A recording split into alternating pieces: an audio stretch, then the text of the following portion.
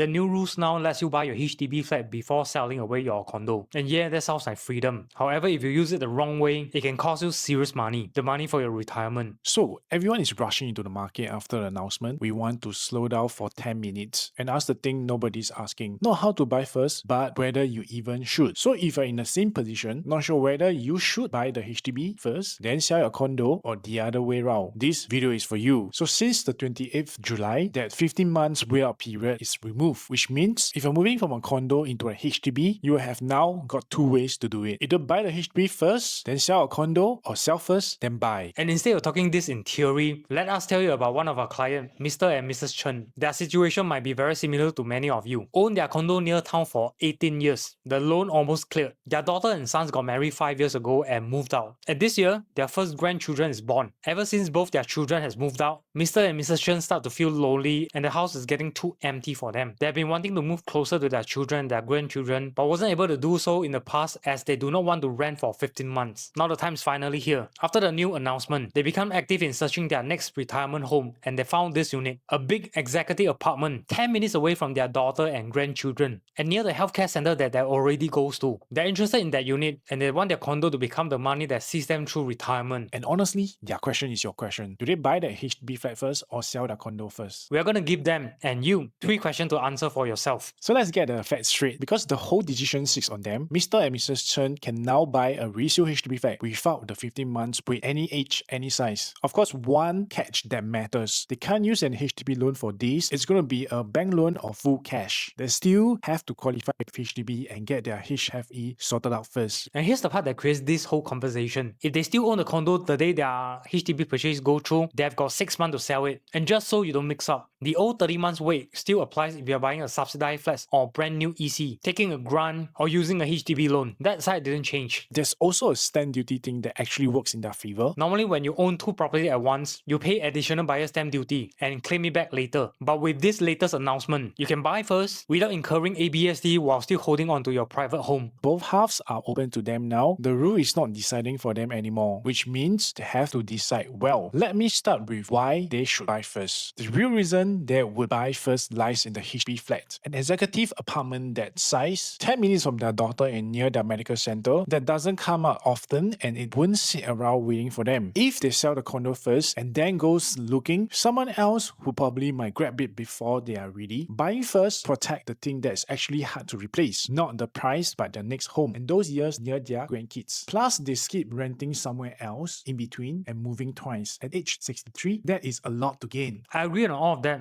It's true. But Zach, what's the catch though? Yeah, that's a good question. Let's talk about it. The day their HDB purchase goes through, a 6 months clock starts. Before that, there are sellers who can wait. If they receive a bad offer, they can always reject and sleep well at night. After that, they become a seller with a deadline. And now the game changes. It's not about the highest price anymore. It's about getting it sold in time with enough leftover. Buying first only works for them if they can take a lower price and it doesn't hurt their retirement. If they can accept, buying first is clean, strong move. If they can't, I wouldn't tell them to do it. And that right there is why my side of this exists. So for the case of selling first, it comes down to one thing, knowing your number. When Mr. and Mrs. Chen sell first, they're holding a real figure. Not a guess, not what a valuation says. The actual money the condo puts in their pocket after everything is paid off. Then they go house hunting knowing exactly what they can realistically spend on. Nobody's rushing them into accepting a lowball offer because the clock is ticking. For a couple like them whose retirement is riding on this money, knowing that number is worth a lot. Yes sir, that sounds fair, but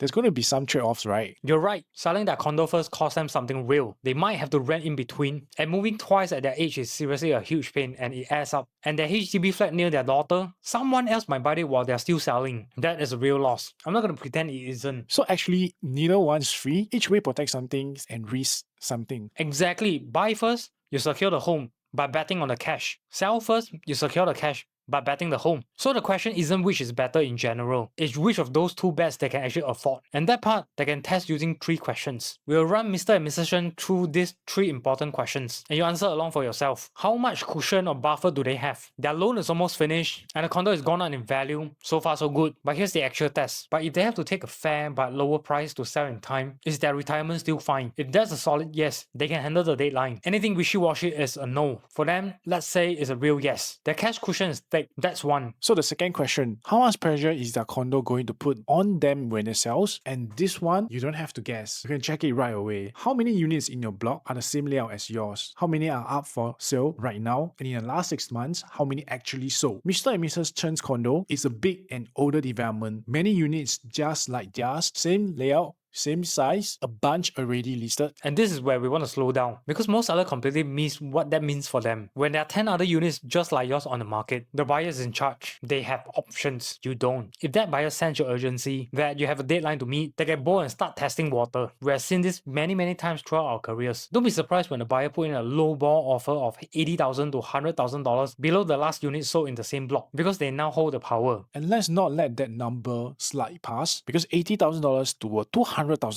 sounds extract until you put them into real terms. That's right, so think about what the money actually is. For a retired couple in Singapore, living costs run somewhere around $2,000 to $2,500 per month. That's the ballpark from national figures. So $80,000 to $100,000, that's around 3 to 4 years of your everyday retirement covered. Grocery, utilities, transport, healthcare for 3 to 4 years, simply because you were on a countdown to sell fast. When we were 40s, losing that much stunk. You could easily earn it back. A few years of work, a few bonuses, you rebuild it. But at age 63, you are retired, no salaries coming in, you don't earn it back so fast anymore. This isn't the money that you lost, but it's money that's gone permanently from a pot that makes a big difference for your retirement. That's the whole point. A young seller can afford to take a hit and recover. Someone right-sizing for retirement can't. So accepting a low price just to hit the deadline isn't a small compromise. It's years of your future that you can't rebuild back. And notice what it actually costs it. It's not that their condo is suddenly worth 80,000 less. It's that buying first turned their position from a seller who can say no into a seller who has to compromise. The deadline and urgency is what invites the lowball. Same unit, no deadline, that offer doesn't even get made. Exactly. So for Mr. and Mrs. Chen, in a project full of listing like theirs, that selling pressure is sky high. That's a no. That's our read from doing this on the ground. Not a promise the market will always behave this way, but we have watched it play out too often to wait it off. Third question, how irreplaceable is the next unit? Be honest with yourself. Is it truly the one? The spot, the size, the thing that you won't find again? Or is it just a nice flat and there'll be others? For Mr. and Mrs. Chen, 10 minutes from their grandkids, right by their healthcare center. That's about as close to irreplaceable as it gets. That's a yes. So here's how it adds up, and we're going to be very straight about it because your retirement deserves straight. Buying first is only a safe call if all three are a solid yes. Enough cushions to survive a lower sale, not much selling pressure, and a unit you generally can't replace. That's right, all three, not 2 out of 3. Mr. and Mrs. Chen got yes,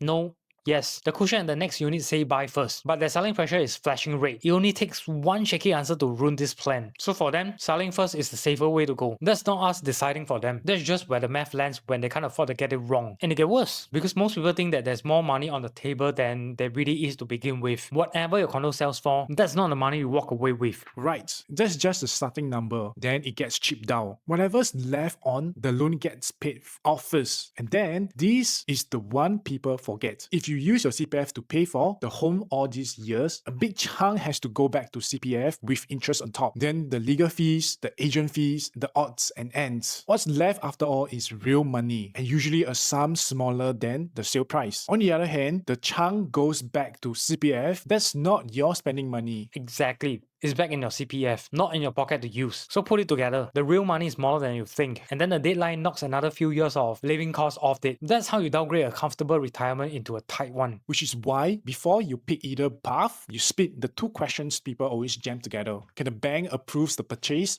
That's one question. Can you actually live comfortably after, with your cash still intact? That's a completely different one. The bank answers the first one, only working out your real money answers the second one. And let's get real really quick for a second, because we have been going on about cushions and clocks and CPFs, but that's not really what it is for Mr. and Mrs. Chen or for you. Remember, this is a home you spend half your life paying off. It's wanting to be near your grandkid and at the same time being worried of getting the money wrong at the age you can't earn it back. It's feeling like after working this hard, you should get both, the home and the security, and worrying you might have to pick one. We get it. The 3 questions are not there to make the feeling disappear. They are there so that the feeling doesn't make the decision for you. That's the whole reason you run the questions before you fall in love with a flat. Not to kill the dream, just to make sure the dream and doesn't cost you the security that you built it on. So one last thing about Mr. and Mrs. Chen, and it matters. Their answer came out sell first. Yours might not. Maybe your condo isn't flooded with unit like yours. Then question 2 is a yes for you. And buying first might genuinely be your move. So don't take their answer, take their questions. Buy first, protect the home, and bet the cash. Sell first, protect the cash, and bet the home. Run the 3 questions: cushion, selling pressure, how irreplaceable the flat is. All 3 are yes, buying first can be a strong move. If not, there's no shame in selling first. That's a smart call. Sort out the order first. Then go pick the home. Now you might be thinking, those 3 questions sound simple enough. I can answer them myself. Yes, you can ask them yourself, but answering them honestly takes courage. Take question 1, your cushion. Not everyone overestimates it because they're doing sums of the sale price in their head. They forget how much goes to CPF, they forget the fees, they picture more spending money that they actually have. Get that number right isn't a guesswork. It's a real figure.